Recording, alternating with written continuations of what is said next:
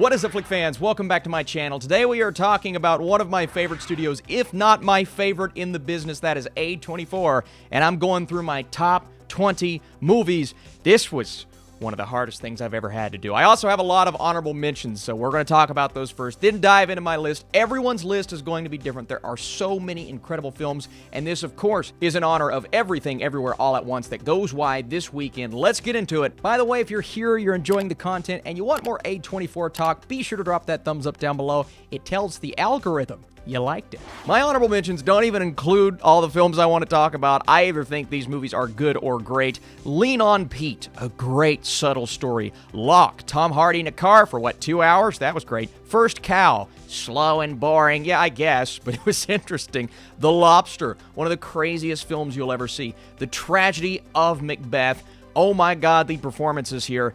I know it's going to ruffle some feathers. The Witch, my wife's favorite horror movie. I have it lower down, but I've come to appreciate it more so. Red Rocket, one of my favorite directors, a very uncomfortable story, but a good one. Enemy. Man, I've come to appreciate this much more so the more I've watched it. Denis Villeneuve, lower down on his list, but I still love it. 20th Century Women, what a great film. I mean, it is full of some amazing performances. After Yang, yeah, man, I really enjoyed this movie, and I hope I get to see it again soon. First Reformed, Ethan Hawke's best performance. Okay, maybe. He's given some great performances. The Last Black Man in San Francisco. Come to appreciate this much more so as of late. Boys State, a documentary, but one of the most compelling documentaries I've ever seen. Mid-90s, Jonah Hill's directorial debut, absolutely fantastic. And the most recent movie of A24, other than, you know, the newest one, X. This horror movie is so different than what I expected, but I loved it for that. First up on the list, how do you not talk about Lady Bird, a movie that got so much critical acclaim, but for the best reasons. Saoirse Ronan giving the performance, I believe, of her career, and this is a career full of Oscar-nominated performances. It's a great coming-of-age story. It's beautifully directed. Greta Gerwig showed what she was made of with this film, but we can't forget about, maybe even more so than Saoirse Ronan, the best performance in the movie, Laurie Metcalf, who I just want to see more of this type of performance from her. It's one that so many people will be able to relate to. And Timothée Chalamet, at his most, Timothée Chalamet, it's a great movie. This one's a little more divisive. It's not one that everyone was on board for. So many people would probably have it outside of their top 25 or maybe even 30. But I really enjoyed the intrigue, the mystery, a movie really unlike anything I've ever seen before, directed by David Robert Mitchell. This was one that was so, I mean, just, it was the talk of the town. Then it got delayed again. A24's release schedule was so weird with it. Under the Silver Lake, Andrew Garfield, one of his more compelling performances, uncovering this crazy mystery across Los Angeles, showcasing the beautiful aspects of the city, but also taking us on an adventure that features some very strange things. Now, we've seen some movies that do strange things, like Everything Everywhere All at Once, Swiss Army Man, that different directors, of course. This one may be a bit too outlandish for some. Understandably so.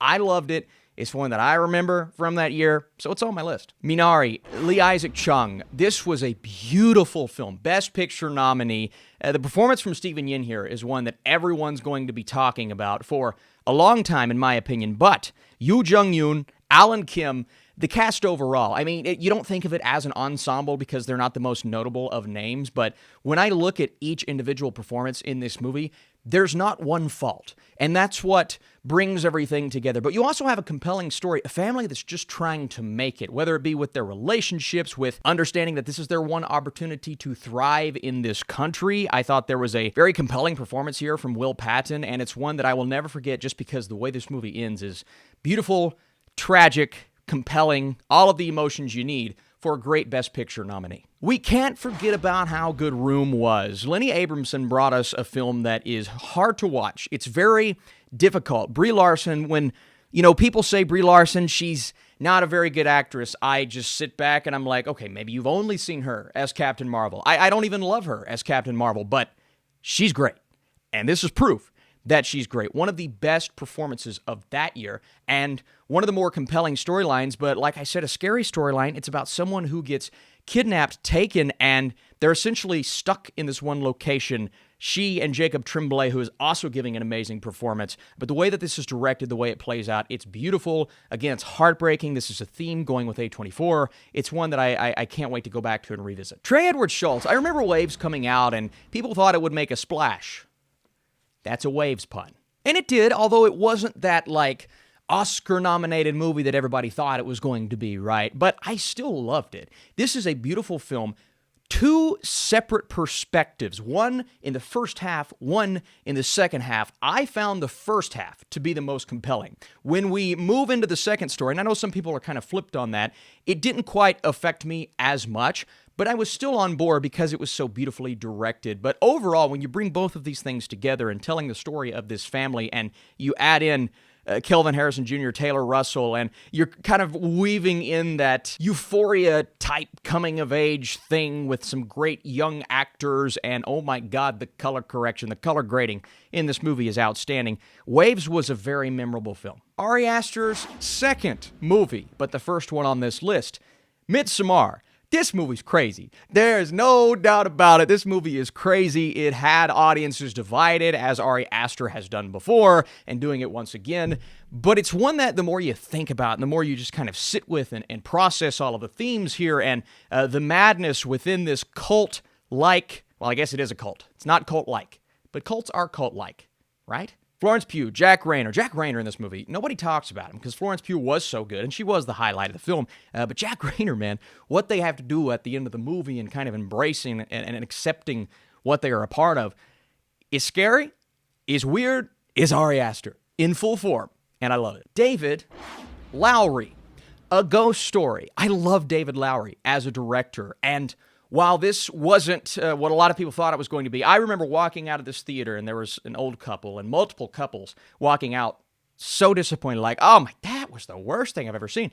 Because they probably didn't, and understandably so, didn't really know what A24 was back in 2017. It didn't have as big of a name as it has now. They probably went in expecting something spooky, and it's not that.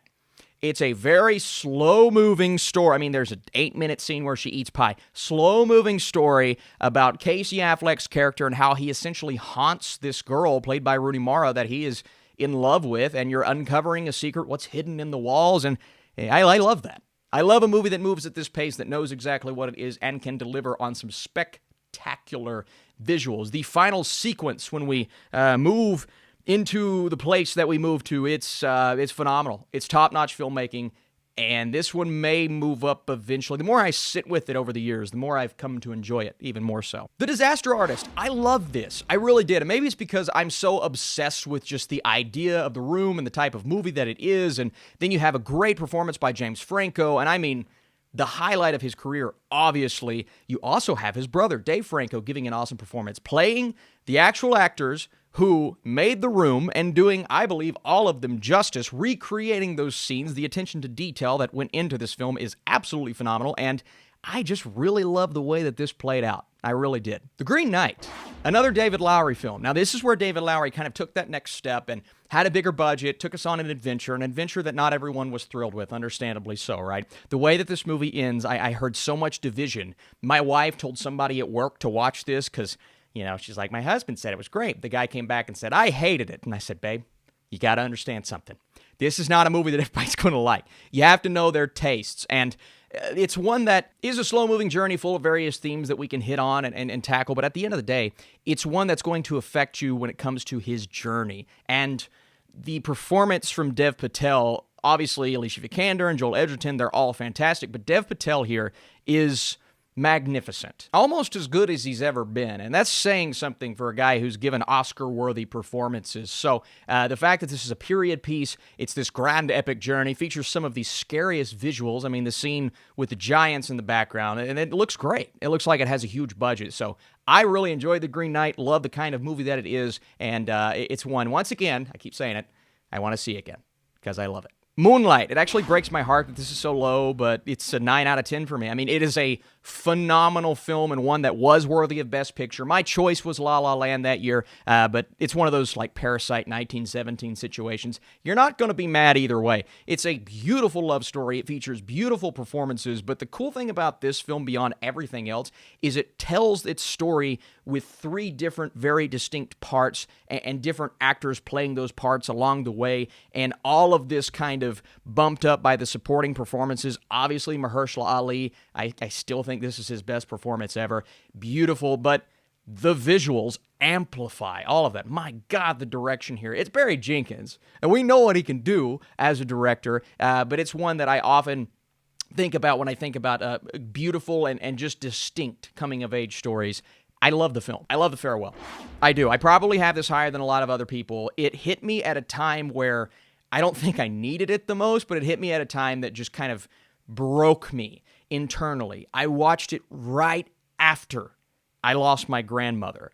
And I lost my grandmother to a disease that you watch this film and you're thinking to yourself, how is this family going to get through this? And they essentially understand that she's heading in a direction that she doesn't quite understand at first. Boy, oh boy, man, this is a heartbreaking movie. It's a slower-moving movie. Lulu Wang does an incredible job behind the camera. Beautiful to look at, phenomenal visuals, but it's Awkwafina's performance, Zima's performance. I just loved everything that this movie had to offer. It hit me like at the perfect, I don't know whether to call it the perfect or the not perfect moment, but whatever it did, it broke me internally. I had to keep moving it up my list because the more I thought about Good Time, the more I'm like, well, why do we believe Robert Pattinson is the Robert Pattinson that he is? For me, it all started with Good Time. I understand he had performances before that, but I just got to them recently. Good Time, all the way back in 2017. I'm like, oh, it's Robert Pattinson. I walked out of the movie going, oh, it's Robert Pattinson, right? And obviously the Safdie brothers are amazing. One Safdie performing, the other one I'm sure doing a lot of stuff behind the camera, but they're both phenomenal when it comes to sitting in that director's chair and just bringing us something crazy. A lot of people prefer this over Uncut Gems, understandably so. I think they're both spectacular, top-notch films, but this is what made Robert Pattinson who he is, giving such a distinct and different performance and a journey that's going to stress you out. But that's their MO. They stress you out. Ex Machina, how can you not love Alex Garland? I love everything he does, whether it be television and or movies, bringing us one of the more compelling sci-fi movies I've ever seen. Domhnall Gleeson, Alicia Vikander, obviously Oscar Isaac. Vikander, though, giving maybe the best performance of her career, and she plays an AI, but she plays one that is seductive, intelligent, is leading you in a direction that maybe you don't expect. It's one of those films that you think about long after it's over, even though on its surface, it seems so simple. It's also really scary to watch when it comes to the AI and how they can turn in a heartbeat, but a very contained film, not a lot of actors, not a lot of performers, 3 people in a house, you don't know who to trust. That's my kind of movie, and Alex Garland, his direction is phenomenal. Here we go, Everything Everywhere All at Once. It feels a little low just because of the praise that the movie's getting and how much I love the film, but I've only watched it once. Everything else in my top 10, I've watched multiple times, so I'm here right now after one viewing, and after that viewing being last week. This has everything, and I know not a lot of people have seen it at this point. Hopefully, this weekend, you get to see it, but it has everything you want. Romance, drama, action, adventure. It has a great sci-fi-esque story. It has some great action, one of the best action movies I've seen in years. Michelle Yeoh and Stephanie Hsu. Those are the 2 performances of note. Their chemistry, their lack thereof, playing multiple different versions of themselves in multiple realities, but it's the direction by the Daniels. These 2 bringing us something that is, I believe right now, the highest rated movie on Letterboxd. That could change, right? That could absolutely change. It could, once again, Parasite could overtake that again. But I understand. It's phenomenal. There's 1 or 2 things in the middle of the movie that didn't quite work for me, but if you're asking nitpicks and criticisms, that's about all I can think of. I've never seen a movie like this. It combines so many things that we love, like 2001: A Space Odyssey, Rick and Morty, Kung Fury, just movies galore, Scott Pilgrim versus the World. It comes together to create this mishmash of genres, but one that gets emotional and focuses on family at the end. I will say no more. I love this movie. Please go watch it. Robert Eggers' The Lighthouse. I love this movie, and I come to appreciate it more so the more that I watched it, the more that I thought about it. Now, my wife and I, she's like Team Witch all the way. I'm Team The Lighthouse. We're both great movies, great director. This one hit me more because of the uncomfortable nature of it. It makes you feel icky and grimy, but then you look at the two lead performances and you think to yourself, I've never really seen anything like this. Chemistry, Pattinson, obviously, Defoe, and how he's able to capture that like grizzled 1890s boat captain, inventing what feels like this lingo that feels so accurate to the time. There's so many great elements that go into this movie that are not even talked about, but the story, one that the more you think about it, the more you can put everything together and come up with a crazy A24 experience at its core. I am still completely of the mindset that Cmon Cmon was my favorite movie of last year. It combined all of the things that I love about filmmaking, coming-of-age stories, a beautiful friendship at its core, a guy who doesn't believe he can take on this task of watching this kid, which feels like a simple thing on its surface, but it proves to be much less simple than that, but also exploring these locations and going around interviewing these kids, real-life interviews that were used in the movie, so a bit of a documentary infusion as well that I absolutely loved, especially when you realize the movie is dedicated to one of the kids that was a part of these interviews. Then Mike Mills' direction, the beautiful cinematography, the best contrast when it comes to black and white lighting that I've seen in a movie in so long. Yes, even better than Belfast last year. Just the harsh blacks and the beautiful whites, the color grading, all of those things, man. This is a movie that hit me unlike any other. It does feel low, but we're still early. I've only seen it twice. I need to see it a few more times like I have these other films.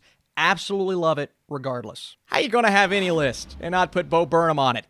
MCU tier list? We got to put Bo Burnham on there somewhere. No, this is actually a case where it warrants Burnham being on there. 8th Grade. It's an expertly directed film. One that all of us at some point or another will be able to relate to, whether that be us in 8th grade or down the line pursuing a passion, something that we love, but not feeling like you're getting the results that are warranted, but also not knowing how to interact, right? Feeling uncomfortable in these day-to-day activities that feel so normal, but you have the performance by Elsie Fisher, Josh Hamilton's dad, who I still think should have been nominated for an Oscar. This movie in general should have gotten more love, but 8th Grade is one of those movies that captures this part of your life that I don't know if any other movie has ever been able to capture this authentically. That's how I felt while watching it. It's a very rewatchable film. It's also kind of a horrifying film. And you know the scene I'm talking about. I love this movie. I'm a bit biased because I love Bo Burnham. Sue me. Don't. Oh, look, it's Willem Dafoe giving an Oscar-worthy performance again. He should have won. He should have been nominated for The Lighthouse. He should have won for The Lighthouse, but also for The Florida Project. This movie is authentic at its core, right? We talked about how 8th Grade captures something so realistically and makes you feel like you're there. The Florida Project is an even better example of that, as is Baker's other movie, Red Rocket. I just feel like this captures what it's going for just a bit better. I don't need to mention the beautiful visuals and the amazing cinematography and the crazy, what feels like unrealistic set pieces, but oh yeah, it's real. I went all the way to Florida and visited almost every single location from this movie because I love this movie as much as I do. It's incredible. It paints a perfect picture visually, but a very imperfect picture when it comes to the narrative and the structure and what this little girl has to go through. I cannot not mention Bria Vinate, who plays our mother here. I need to see her in more things. And, of course, Brooklyn Prince, who is the standout of the entire film, her and Defoe. It's a great series of performances. It's a great movie, and it's one that I absolutely love thinking about. Made a crazy risk gambling, and it's about to pay off. It's a movie that induces a severe level of anxiety, and it's the movie not only of 2019, but I'd say of that decade that people refer to when they say, do you want to watch a movie that makes you feel on edge? It might just be Uncut Gems. Now, I know a lot of people had issues with the way that this movie ended. I am the opposite. I think the ending is perfect. It's the perfect resolution to his character arc, not necessarily the one that we want to see as Adam Sandler lovers, but it makes complete sense, and the movie points in every direction to that ending. That's why I really enjoyed it. Yes, it puts you on edge throughout the entire film, but Those are the intentions of this movie. I just think it perfectly captured what it was trying to do better than almost any other movie that came out in 2019. And 2019 is still one of the best movie years I've ever been a part of. It was incredible, but one of my favorite movies of that year was Uncut Gems. It stands out in all of the best ways. And oh yeah, I would be remiss to not mention Julia Fox and Kevin Garnett, man, a basketball player, giving a performance this good. I mean, he's playing himself, but he's incredible in the movie. Adam Sandler, though. Uncut Gems. Is that what Julia Fox says? Adam Sandler is amazing in this movie. Top notch, top tier, should have been nominated for an Oscar. I'll stand by that until the day I die. He and Taron Egerton, snubbed. Y'all know what this is. It's a movie that's hit me in so many different ways and made me think about life, death, nut allergies. Yeah. Scary to watch too, man. My brother has a nut allergy and isn't Millie Shapiro just haunting in this movie? She's so good in this film. Everybody's great. And Dowd, Alex Wolff, Gabriel Byrne, the snubbed actress Toni Collette should have been nominated for this movie. Ari Aster's direction is bold, beautiful, unconventional, terrifying, haunting, horrifying, synonyms. I could talk about it all day. It's one of the best looking and feeling movies I've ever seen in the horror genre specifically, but it builds up scares and tension and all of these different emotions throughout in a way that I've never quite seen captured in a horror movie.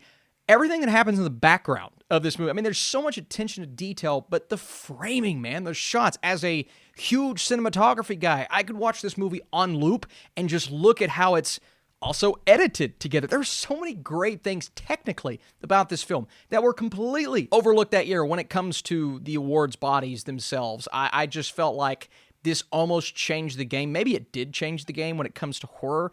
And as much as I love a good jump scare, not a bad jump scare, I much prefer watching this type of horror movie, one that builds in a way that makes you feel uncomfortable, but also provides imagery that is haunting beyond belief. That's why Hereditary is one of the best horror movies I've ever seen. That's why it is in this top portion of my list. I absolutely love it, and I think it just fits what the studio stands for. It's a big list. It's a long list. And there's so many movies that I didn't even get a chance to talk about. Some A24 movies near the bottom of the list that I'm not the biggest fan of. False Positive and Slice, but I didn't even mention movies like Lamb and Green Room, Spectacular Now, On the Rocks. It's a great studio that is either distributing movies, picking up films, realizing, okay, this movie has potential, let's bring that into the fold, and ever since, I mean, really the beginning, they've been doing it consistently. Less bad movies now, though, than when they started, which is super cool. So I need to know down below, what is your favorite A24 movie? What is your top 10, your top 20? Is there a bad movie in the bunch? And what do you agree, disagree with? If you liked this video, the best way to show that support and helping the algorithm is dropping that thumbs up. You guys are truly the best. Stay tuned. More awesome things coming this weekend. I'll see you soon.